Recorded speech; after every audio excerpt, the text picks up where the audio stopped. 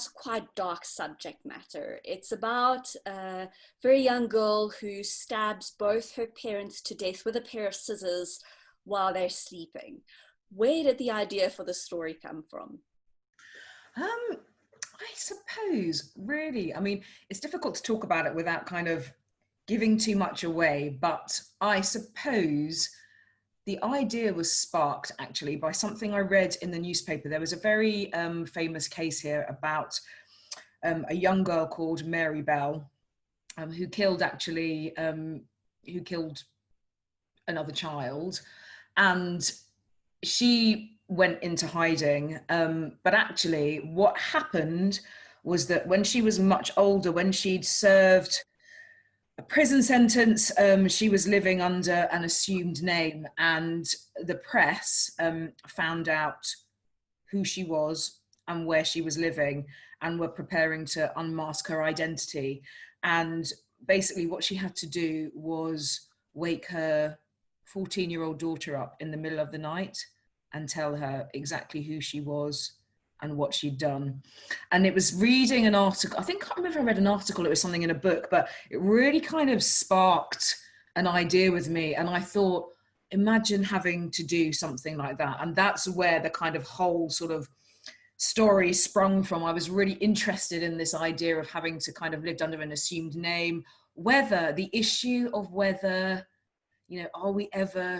can we ever be truly redeemed for the crimes that we've committed? So those were the kind of starting points for it. And then it becomes a much more complex, twistier tale, as I'm sure you know, because you've read it.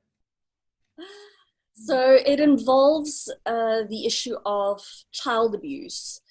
What made you want to delve into this? Yeah, I mean, I was quite careful. I mean, for me, I suppose,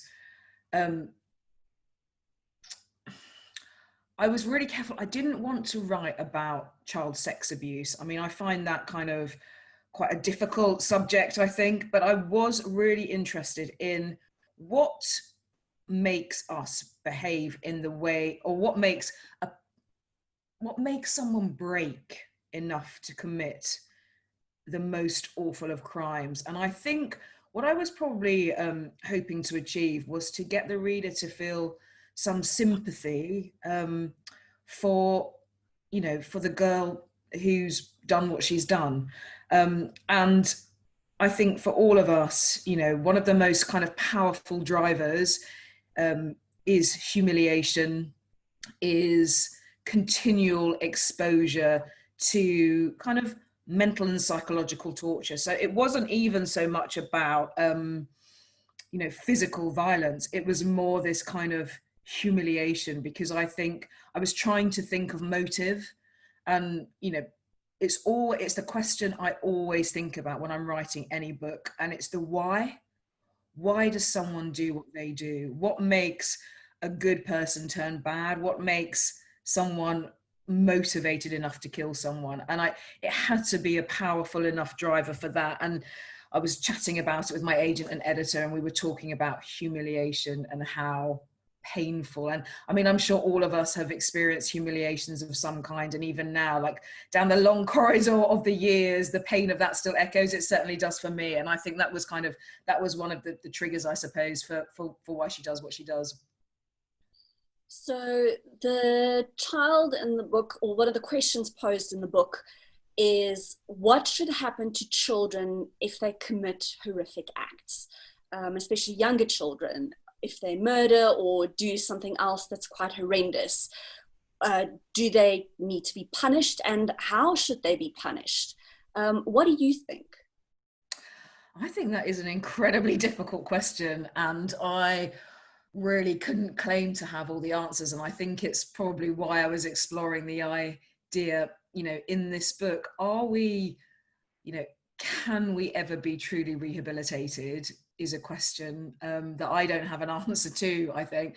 And I guess, another idea, and it kind of rises up through the character of the politician. And I think he does a radio interview. And this is kind of, I guess, the central question is not just children, but prisoners. Do they deserve to be, a chance of rehabilitation, and how is that achieved? I mean, one of the things that I was really interested in that I was reading was actually there are some people who believe, make prisons so unpleasant, make it such an awful place that no one would ever want to reoffend, so they would never go there again. And then, the flip side of that argument is, should we be trying to rehabilitate our young people by, getting them into the arms of their community, their youth workers, their church, whatever it is that might help them, their school, and I think these are really difficult questions to which I don't claim to have the answers at all. I would like to think, maybe I am a naive optimist, that everybody deserves a second chance, that sometimes we are shaped by the horrors of our childhoods, of things that we've been exposed to. Again, it's the question, another question that always really interests me is the sort of nature nurture debate as well. Are we a product of our environment? Is there such a thing as being inherently good or inherently bad? I mean, these are questions for exploration, but I don't think anyone has any definitive answers.